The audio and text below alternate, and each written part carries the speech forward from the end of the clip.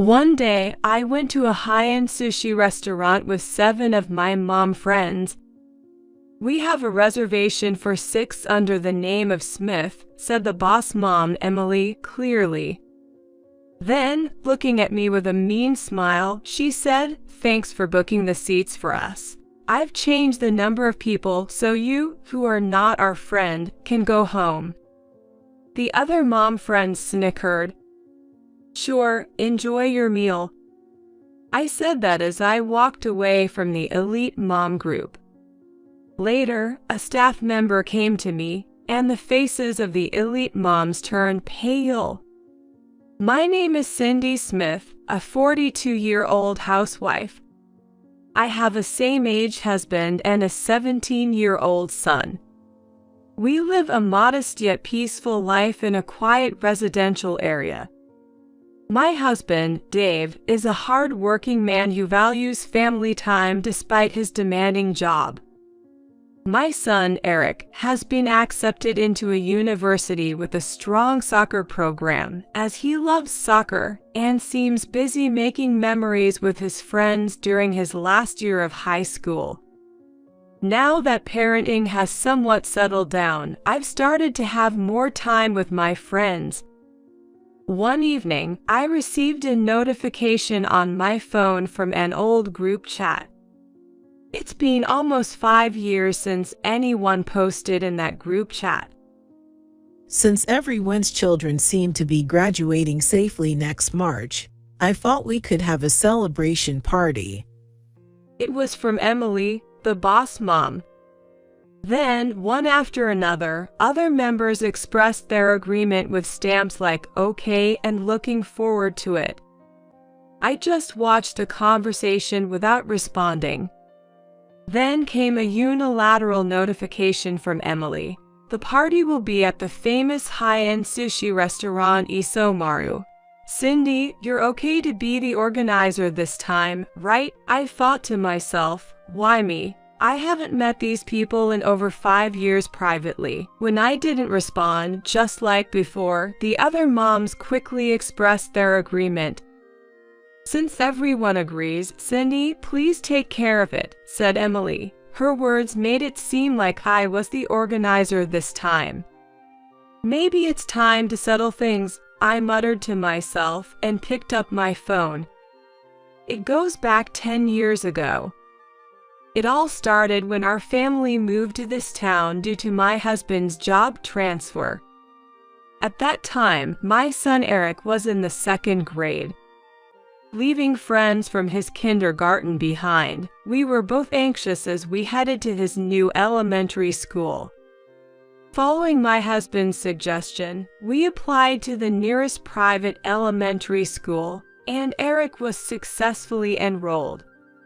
My son made his debut at the private elementary school right after transferring. After finishing the paperwork and seeing him to his classroom, I had some time before picking him up, so I walked back home alone through the school. That's when I saw a lady, dressed like an upper-class lady, chatting with a few teachers. She looked as though she was expressing her opinions, which seemed to be troubling the teachers. Feeling awkward but not wanting to take a detour, I tried to pass by them unnoticed. Just as I was passing, the conversation seemed to end, and the lady spoke to me. "Oh, I haven't seen you before. Which child's parent are you?" "Hello. Starting today, my son Eric is transferring to the 2nd grade here. I'm Cindy Smith." The lady looked me up and down as if sizing me up, from my toes to my head, and then asked with curiosity-filled eyes, "Oh, how unusual. Mid-year transfer to our school. Is there some kind of situation you're in?" I felt a bit uneasy. I thought to myself, who is she? She's too formal to be a parent, yet too blunt to be a teacher. "Excuse me, but who are you?" I asked cautiously. "Oh dear, I forgot to introduce myself. It's been years since there's anyone who doesn't know me. I'm a parent just like you. It seems we have children in the same grade." I'm Emily, mother of Jeff Alder." To my surprise, she was also a parent. Before I knew it, the teachers from earlier had disappeared. Could she be what they call a helicopter parent? I thought it was best to keep my distance. This was how I first met Emily. I was working at the time, so I figured our paths wouldn't cross much. But as luck would have it, Emily's son and my son ended up in the same class, and we would see each other during school events. Somehow, Emily took a liking to me, and I found myself among her circle of elite mom friends. I would have preferred to keep my distance, but fearing that any discord between us parents might affect our children, I decided to maintain a minimal relationship with Emily and the others for my son, Eric's sake. However, aside from me, the other moms seemed to be from a different world, having been close since their kids attended the associated preschool, leaving me completely isolated. I often thought about leaving the group, but it seemed my stories from outside their world were of interest to them, serving as fodder for their superiority complex. It wasn't pleasant, but I endured it for Eric's sake. However, a minor incident caused a rift between me and the group of mom friends. When our sons were in 6th grade, I was called in by their homeroom teacher, which made me nervous. I felt a little flutter inside. More often than not, being called in by a teacher meant something bad. Did he get into a fight? Did he cheat on a test? Surely not Eric. As I headed to the school filled with anxiety, I was led to the reception room where the principal, vice principal, the homeroom teacher, and I were to meet. "I apologize for calling you in suddenly, especially when you have work," the principal started with a smile. It didn't seem like Eric had done anything wrong, but still, I replied cautiously, "No problem at all. Has Eric done something?" Seeing my apprehensive response, they laughed. The teacher explained, "I'm sorry to have startled you. We called you here because we have a request for you." In summary, the school wanted me to plan that year's school trip because I work in the travel industry. Eric had mentioned my job during a school assignment, and the school had been looking for fresh ideas for the trip, as they had been going to the same place every year. It was a flattering request, but feeling anxious about planning it alone, I decided to survey the students for their preferences, ensuring the plan would fit within the budget. Eventually, we settled on a trip to Hawaii. As I became more involved in planning the school trip, I found myself at the school more frequently. One day, I ran into Emily. She seemed a bit upset and said, "Hey, Cindy, I heard from the teachers that you planned this school trip. Is that true?" Well, it was based on a survey among the students. Hawaii received the most votes and it fit our budget, so that's what we chose based on the students' wishes. As I explained, Emily interjected, "Unbelievable. Did you know my child attends a modeling academy? The UV rays in Hawaii in June could cause sunburn. How could someone like you, just because you work part-time at a travel agency, decide on the school trip destination?" I was taken aback by her barrage of criticism, and before I knew it, the other moms were standing behind Emily, looking at me with cold eyes. As I wondered how to defuse the situation, the homeroom teacher and vice principal came over and explained the situation. Emily seemed unsatisfied and said, "We'll discuss this in the principal's office," before disappearing with the vice principal and homeroom teacher. The remaining moms continued to look at me coldly. Fortunately, a call from work gave me an excuse to leave the uncomfortable situation. The principal, vice principal, and homeroom teacher managed to pacify Emily, and the children were able to go on their school trip without issue. According to Eric, Emily's son Jeff ended up enjoying Hawaii the most and was the most excited. Since the kids were happy, I was hopeful that would ease Emily's anger. Just as I felt that way, the night after the school trip, Emily posted in the mom group chat, "Cindy, thank you for planning such a wonderful trip for the kids. I'm sorry for being harsh." Following her, the other moms also posted their thanks. I was glad they came around. It was quite relieving. When the kids were about to enter middle school, Emily posted on the group chat, "How about we celebrate everyone making it to middle school by taking a little trip together with the kids?" Then, one of the moms suggested, "That sounds great. How about going to Universal Studios? We can rent a minibus." One by one, everyone started to agree. I was just watching the conversation quietly when Emily called me out specifically. "Cindy, are you listening? It's your turn." "Oh, yes, I'm listening. Universal Studios sounds good," I replied. Then she said, "Could you take care of the arrangements then? You like doing that sort of thing, right?" "What? Am I arranging this all by myself? Can someone help me?" I posted in panic. Emily replied, "Of course you will handle it. You planned the school trip, right? It should be easy for you." That was not me alone. The school arranged it through my company, and it was a team effort, I explained, but no one responded to that, and Emily just posted, "Thanks, we're counting on you," and forcibly ended the conversation. It might have been manageable if the trip was more than a month away, but the departure was in 2 weeks.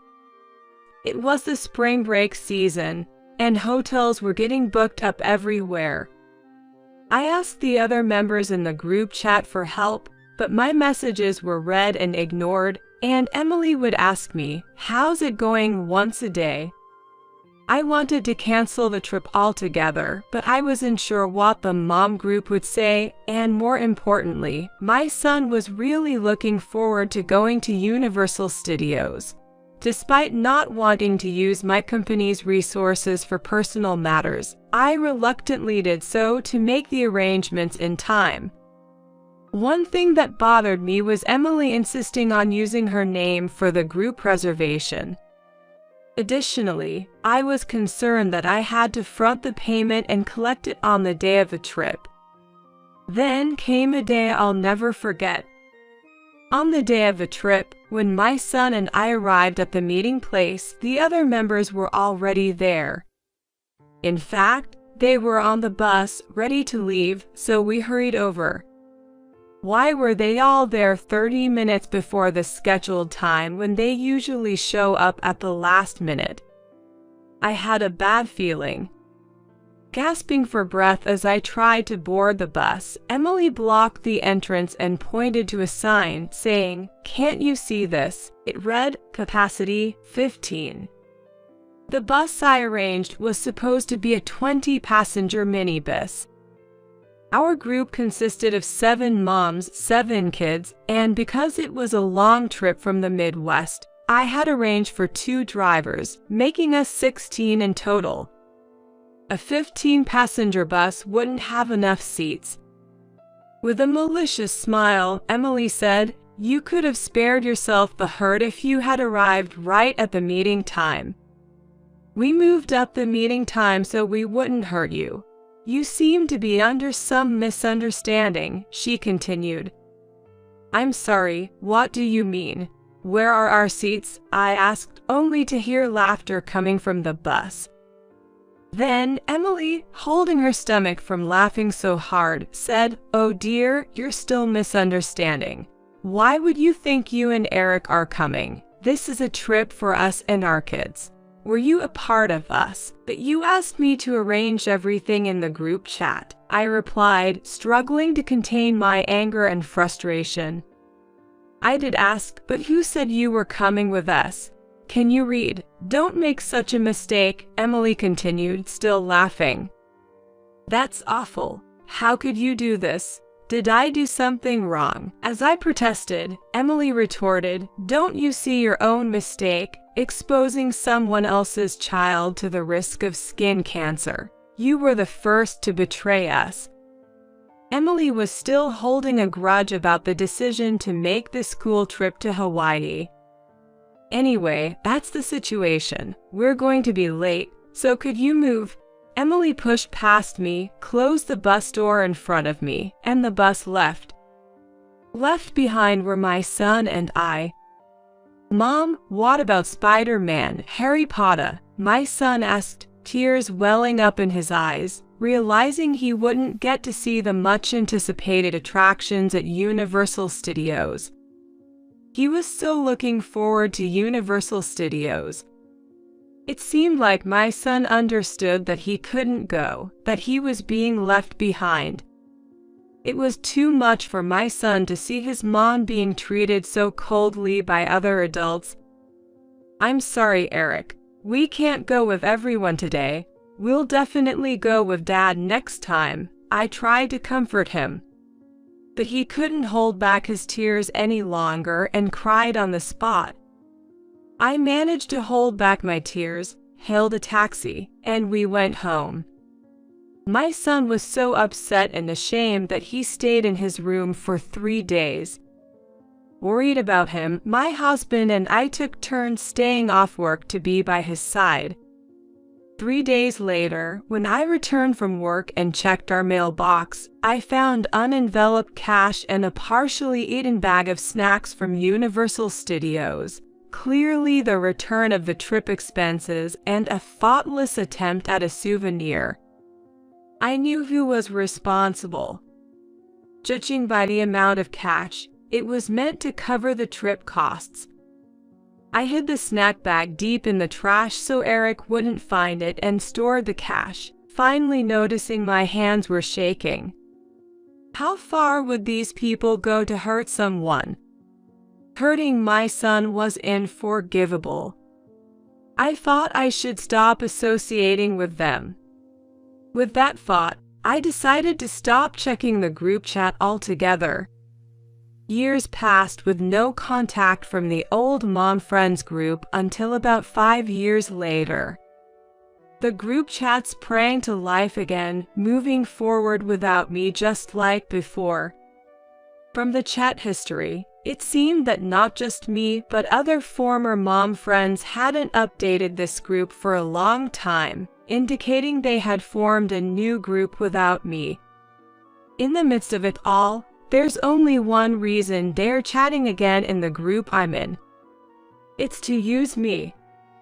As I silently watched the chat unfold, it was decided that next Wednesday, we'd be going to a famous high-end sushi restaurant for lunch. Of course, I was expected to make the arrangements. This is going to be fun. It's one of those places you have to reserve, right? I can't wait to brag to my friends. The other moms were posting one after another. I also added a quick looking forward to it and closed the chat. On the promised day, at the promised time, I went to the restaurant and found all the former mom friends gathered in front of it. Long time no see, Cindy. Did you make the reservation? Must have been hard to get one, huh? Emily, leading the pack, greeted me in a familiar tone. That expression was the same one she had 5 years ago when she left me and our son behind. They must be trying to trick me again. Hello, long time no see. There's a bit of a line forming behind you, so maybe you could come inside, I suggested to my former mom friend, urging her to enter. That prompted the former mom friends to enter the restaurant with Emily leading the way. As the staff welcomed us, they asked Emily, "How many in your party today?" "A reservation for 6 under Smith," Emily responded loudly enough for everyone in the restaurant to hear. The staff went towards the back after saying, "Please wait for a short while. I'll get someone to show you to your table," and the former mom friends burst into laughter. By the way, Cindy, Why are you here? Meeting someone? Surely you don't think you're dining with us. You're not our friend. Sorry about that. Emily said that, as she remained unchanged since 5 years ago. Actually, I have a reservation here too, I said, and the former mom friends went silent. What? A reservation? As Emily started to speak, a server came from the back and said, "Ms. Smith, I'm sorry. We have your reservation for 4 people," to which Emily panicked. 4? That can't be right. I changed it to 6 last week. The other former mom friends started murmuring, "What's going on?" Then the server noticed me hiding behind the former mom friends and said, "Ms. Smith, oh, we've been expecting you, Madam CEO. Your party is also here," calling me out. "Thank you. Sorry for being late. Could you show us to our table?" I was about to be led by the server when Emily grabbed my arm. What's going on? Why are you being seated? She demanded my explanation. "Please lower your voice. You're disturbing the other guests." I calmly responded to Emily. She, along with the former mom friends, was stunned. "I have a reservation for 4, which is why I'm being seated. You all made a reservation too, right? It's hard to get into this place without one," I stated plainly. In response, Emily's face twisted in anger. "You were supposed to book for 7 for us. You tricked us." I couldn't help but laugh. "Why would I make a reservation for you? Did I ever say I would?" Emily's face grew redder. But you replied looking forward to it in the chat. That meant I was looking forward to seeing you all enjoy your meal. I'm not part of your mom friends group. I never thought I was included as a member. I said that to provoke Emily. Emily was completely speechless. Then, from behind, one of the former mom friends interjected, "Wait, did the server call you Madam CEO? What did she mean? I run a company that deals with travel and dining. This restaurant is one of mine. Today, I reserved this lunch for my dear friends. Someone did change the reservation to 6 a week ago, but at the last confirmation yesterday, I changed it back to 4. I explained to them as I gestured to 3 friendly-looking friends waving at me from a table. After waving back, I said to the mom friends group, "Excuse me, I've kept them waiting," and left them frozen in their spots to join my table. I simply had friends outside of that group. Our children attended an affiliated school where the campus changes based on the curriculum chosen. Eric pursued a curriculum focused on sports to devote himself to soccer. This separated us from Emily and the others who focused on academic curriculums since middle school. It was a relief. In this new environment, I found kind mom friends, and Eric could immerse himself in his beloved soccer, enjoying peaceful days both mentally and physically. That's why we came to have a meal with these friends whom I could talk to without any reservations. During the meal, a server whispered to us, "Excuse me for interrupting your meal, but a woman who was here earlier is causing a scene at the reception." Looking towards the reception, there was Emily throwing a tantrum like a child, yelling, "I won't accept this. I'm definitely going to eat sushi here, so make room." No other former mom friends were in sight. It seemed they had left Emily behind. She was throwing a tantrum like a child, insisting on eating sushi. "Please call the police. She's just an old acquaintance. Don't worry about me," I told the server, and watched as the police arrived and took Emily away. Months later, after Eric successfully finished his college entrance ceremony, he moved to his dormitory, and we were enjoying some long-awaited time as a couple. However, since both my husband and I run our own businesses, it's hard for our days off to align. Despite the busyness, we are living fulfilling days. I was curious why Emily had started bothering me again after 5 years. Rumor has it that Emily had always wanted to make your son a celebrity and had kept him from sports to avoid injuries since he was young. Mostly playing at home, he eventually got hooked on video games, leading to a reversed sleep schedule and sporadic school attendance. Apparently, she was not pleased to hear my son got into college through a sports scholarship, resenting the future we envisioned for him. It's unbelievable as a parent to make others uncomfortable out of ego. I hope Emily's son doesn't succumb to her pressure and follows his own path.